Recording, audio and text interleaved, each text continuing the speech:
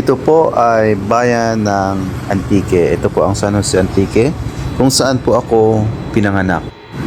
Ayan, tubong Antiqueño po ako at iikot po natin kayo guys. Itutour po natin kayo sa buong San Jose Antique. At ganun din ang mga bagong malls, no, na naglalakihang mga malls, mga under construction, at ngayon ay may mall na pasyalan sa Antique. Ayan, samahan niyo po ako.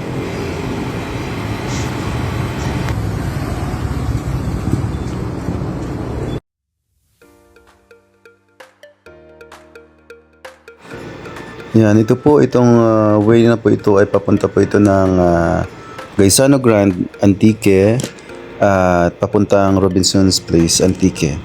Ayan po, at iikot po natin kayo sa aking bayan, no? So, tinatawag naming Banwang Hamili. Ayan.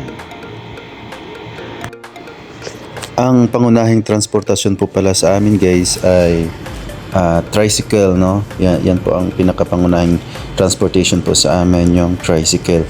So ngayon po ay unti-unti na ring umuunlad ang Antique. So marami na ring pagbabago, no? May mga jeep na bumabiyahe sa iba't pang bahagi ng Antique dahil ang commercial po nga po ng Antique is San Jose. So lahat ng mga city, no, o probinsya o municipality ng Antique ay pumupunta sa mismong San Jose para maggala o magkomersyo. So ayan po, igagala ko po kayo sa Robinsons, sa Gaisano kung saan ay under construction, at sa City Mall.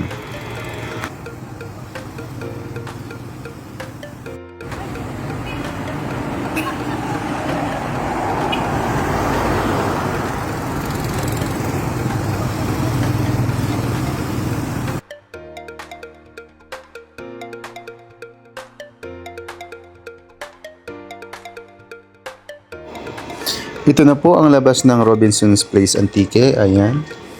Matagal na rin po ito nag-open. Nauna lang po ang Gaisano Grand Mall at sumunod po itong Robinson's, no? Ayan.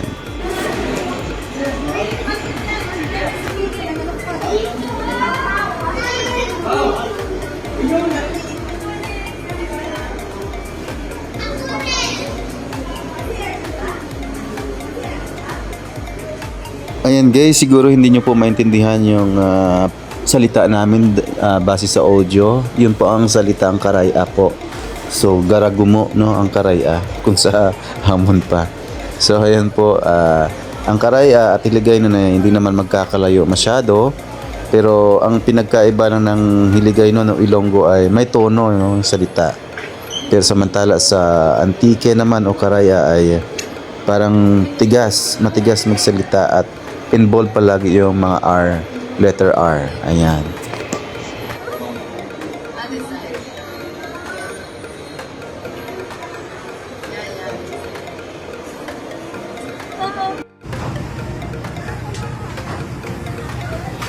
Ayan po, ito po yung labas ng Robinson's Place Antique. Sa gilid po ito ay parang ginawang carnival, no? So nag-ala Mall of Asia siya.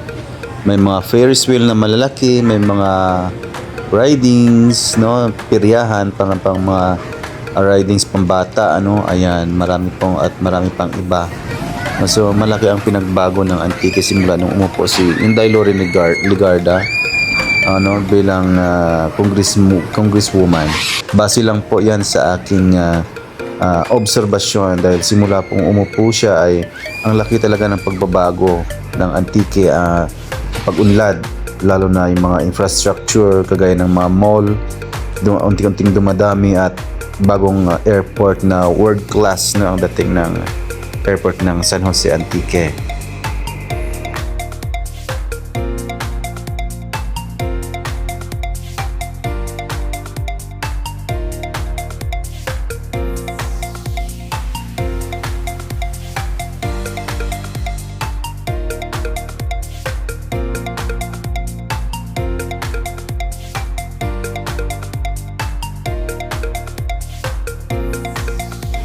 Ito po ang pinakamalaking job fair na ginanap sa Robinson's Place Antique kamakailan lang o last week, no. Ayan, ang dami-daming tao ang pumunta para po mag-apply ng trabaho. So, ayan po ang pagbabago sa aking bayan, no? Sa bayan ng Antique. So, saludo ako kay Inday Lauren Legarda at sa kanyang kapatid na si A. Legarda dahil sa kanila ay umunlad at unti-unting nagkaroon ng kulay ang Antique. Ayan, maraming salamat po.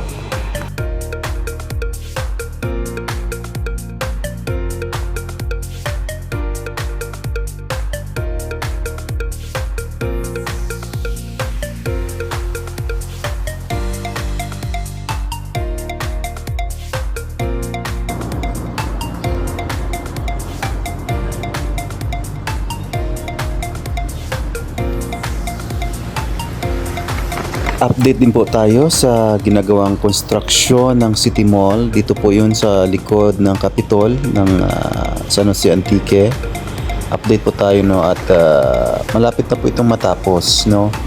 Ayan, ito po ang pinakamalaking City Mall sa buong Panay, no. At ito po ay estimated na magbubukas next year. So ayan, iikot po natin at i-update ko po kayo sa City Mall ng San Jose Antique.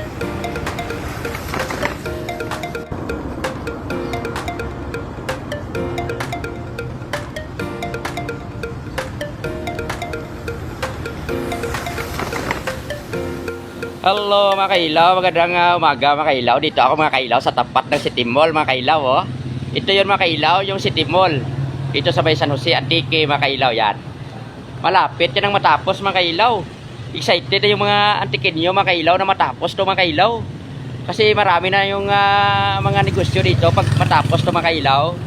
Marami na yung mga kailaw na mga negosyo dyan. Marami na mga trabaho na para sa mga antikenyo mga kailaw na pwede mapasukan mga kailaw, oh. Tuwa na yung mga taga-tiki mga kailaw pag matapos to mga kailaw, oh. Lapit na talaga matapos mga kailaw. Siguro mga sunod na buwan tapos na to mga kailaw, oh. Nagpipinising na sila mga kailaw sa loob mga kailaw, pati sa labas. Yan mga kailaw, ito yung City Mall. Dito po sa may San Jose Antique mga kailaw. Dito yan malapit sa may Capitol, likod ng Capitol. Malapit din ito sa may Marina mga kailaw, sa may Pantalan mga kailaw. Malapit din ito mga kailaw, oh. Watch for more mga kailaw sa mga update mga kailaw. Hello mga kailaw, magandang umaga mga kailaw. Dito ako mga kailaw sa tapat ng City Mall mga kailaw, oh. Ito yun mga kailaw, yung City Mall. Dito sa may San Jose Antique mga kailaw yan. Malapit yan ang matapos mga kailaw. Excited na yung mga antikenyo mga kailaw na matapos to mga kailaw. Kasi marami na yung mga negosyo dito pag matapos to mga kailaw. Marami na yung mga kailaw na mga negosyo dyan. Marami na mga trabaho na para sa mga antikenyo mga kailaw na pwede mapasukan mga kailaw, oh. Tuwa na yung mga taga-tiki mga kailaw pag matapos to mga kailaw, oh. Lapit na talaga matapos mga kailaw. Siguro mga sunod na buwan tapos na to mga kailaw, oh. Nagpipinising na sila mga kailaw sa loob mga kailaw, pati sa labas. Yan mga kailaw, ito yung City Mall. Dito po sa may San Jose Antique mga kailaw. Dito yan malapit sa may Capitol, likod ng Capitol. Malapit din ito sa may Marina mga kailaw, sa may Pantalan mga kailaw. Malapit din ito mga kailaw, oh. Watch for more mga kailaw sa mga update mga kailaw. Hanggang dito na lamang guys ang ating video, ang ating update sa aking bayan, sa bayan ng San Jose Antique, sa mga big projects, mga mall, mga galaan at mga government projects. Ayan, yan po ang update sa ngayon. At maraming salamat po sa mga nanonood at sa mga bago po nating kaibigan. Huwag pong kalimutang mag-subscribe, click ang notification bell button, share and like nyo na rin po sa inyong mga kaibigan para malaman po nila ang ating mga nangyayari sa San Jose Antique, ang progressive o pag-unlad ng Antique. Ayan, maraming salamat po.